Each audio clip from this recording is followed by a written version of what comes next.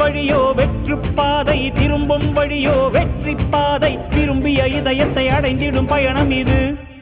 கடல் தாண்டும் பறவைக்கெல்லாம் வழியில் மரங்கள் கிடையாது. ஆனாலும் கண்டம் தாண்டும் சிறகுகள் வலிக்காது. மலையேறும் எறும்பின் கால்கள் வெயிலை மிதித்து உடையாது.